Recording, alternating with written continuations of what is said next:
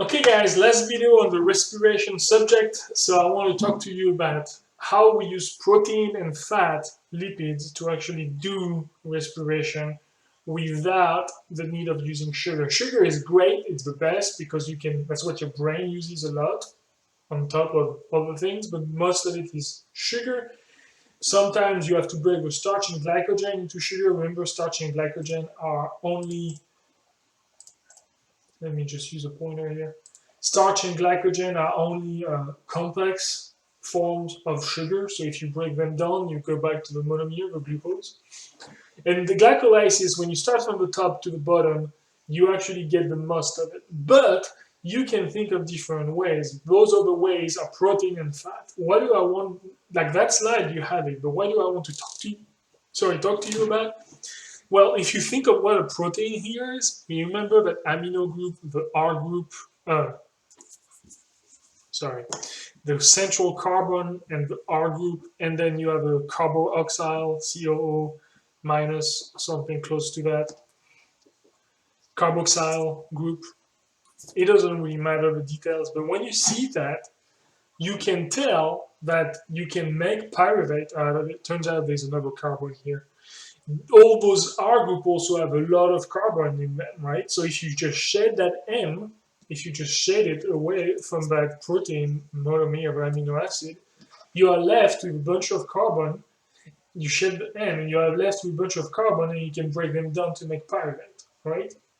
Similarly, what is a fat? What is an acid? Well, your glycerol, remember, the glycerol is those 3 carbon from which there is a huge chain of more carbon, right? That's your molecule of glycerol, and there's some more over there. But those 3 carbons here, that's a pyruvate molecule. So if you revise what a lipid is, what a glycerol is in the lipid, you can directly enter that as pyruvate here. And the next one, the fatty acid, as a acetyl CoA. Well, what is a fatty acid? It's literally the chain of carbon down there. And so it continues. But look, you can just break it down and you get 2 carbons and you get acetyl.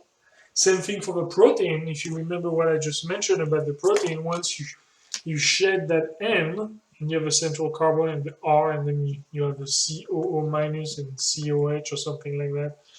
If you shed the nitrogen here from here, you get some acetyl because you have those 2 carbons here you can use. You have that carbon, you have more carbons there. So that's what you do. You just break those down into different shape and you enter different steps. Now, when you do that, it comes at a cost, right? The cost being that you actually don't start with the glucose. So you don't get that additional ATP, you don't get that additional NADH. And sometimes you don't even get a transition step NADH here.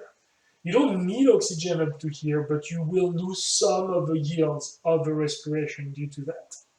Okay, now another way to do respiration is to not use oxygen. Oxygen is only used at the electron transport chain at the end. If you don't have oxygen, the thing is the electrons cannot leave the electron transport chain. So you go through one set of electrons, stops here, then a second step stop here, a third set stops here, and a fourth set stop here, and then you're done. It's all blocked. There is nothing to accept the electrons away and liberate the chain and make it rolling.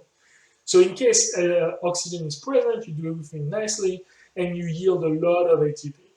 Sometimes that's aerobic respiration. When you don't have oxygen, and it can be due to a local lack of oxygen. Let's say you exercise a lot, and then you don't have any oxygen in your muscle, the blood needs to bring it, there's not enough, you can do different type of respiration.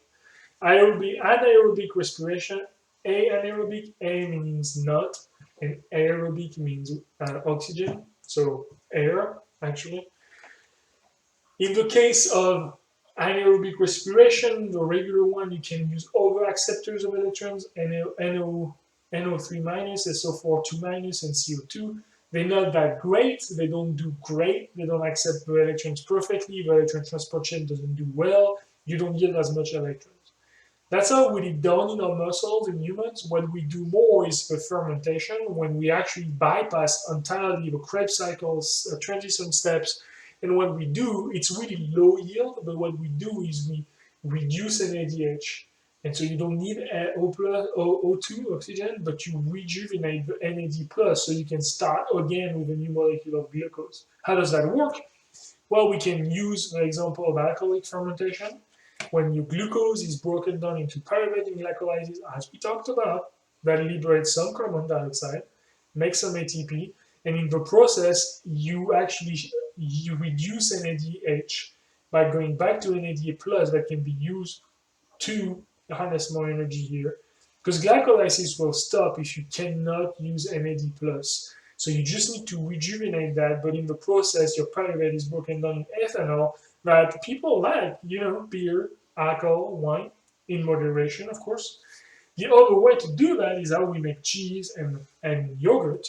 It's lactic acid fermentation, and it's the same process that instead of having carbon dioxide, it's by shedding some of that carbon to make ethanol, you keep it all, but you make a lactic acid or lactate, which is great for milk, which is great for cheese. But when it happens in your muscle, when you have a lack of locally of oxygen, that lactic acid takes a long time to dissipate, to be destroyed by your body. And so at some point, it will take so much space in your cell that it will stop glycolysis. And what happens, your cell contracts, and your muscle cell contracts, and they cannot release. And that's called a cramp. A cramp. And that's why you have to wait when you have a cramp for the lactic acid levels to be reduced over time. It takes time. That's why when you have a cramp and your muscle contracts, all you have to do is wait. You cannot do anything anymore, but you wait 5-10 minutes and you'll be good to go. But you need to really wait. It takes a really long time. That's why if you just wait 30 seconds, the cramps go away. And then you go again, and then there's a cramp coming back right away in like 30 seconds of exercising. It's because you just took enough of the lactic acid away. You processed it enough to allow some movement, but you don't have oxygen yet back in your muscle. So you actually go back into creating more lactic acid and go back to a cramp situation. That's why you need to rest overnight usually to get those cramps to go. And usually soreness takes a long time to go. That lactic acid is not easy to deal with in our muscles. But yeah, that's how you would use other type of products to make respiration going on, protein and fat, and what you would do if you don't have oxygen. Alcoholic fermentation or lactic acid fermentation. That's it for respiration. I'll see you next week for photosynthesis. You guys take care. Bye-bye.